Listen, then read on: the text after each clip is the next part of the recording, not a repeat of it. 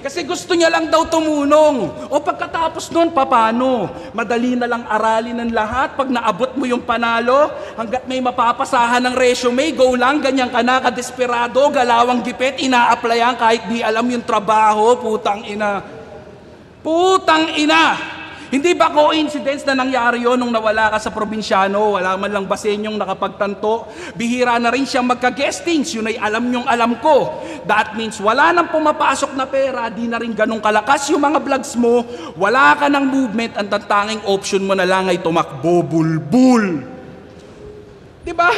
Pukin ang ina mo, pulunga, di mo mamanage ng maayos, magkukonsihal ka pa. Bawal daw manlamay sa liga niya. Bawal daw mandamay sa liga niya. Kaya nung may emsing nagsuot ng offensive na damit sa kalagitnaan ng battle, pinagubad niya at pinagbawalan. Ang tanging pinagtataka ko lamang, bakit hindi dinilit yung footage nung inilabas yung laban?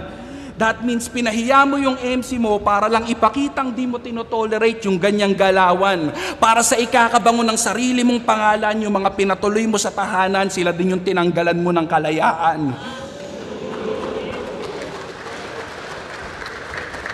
Diba? Tangina respeto yung pinaglalaban. Alin doon? Yung sa kalagitnaan ng battle, bigla kang magsasalita, magpapatawa, mandedistract, walang pakialam sa pinaghirapan ng iba. Hindi ka ba nagtataka kung bakit malapit nang lumipat sa kabila? Di na yun nakakabigla. Kasi yung taong dapat lumilikod sa kanila, gusto palagi nakagitna. Tangina, pulo FRBL Motos. Ilan lang yan sa mga puno na pinagkuwanan niya ng mga bungang pwedeng maluklok.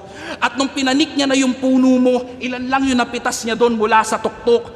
Dahil hindi sa kadahilanang mas marami ang bubot, kundi mas maraming nabulok dahil karamihan sa mga bunga mo masama na yung loob.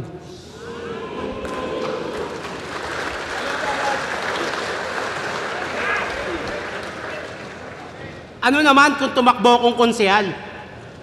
Ang mission ko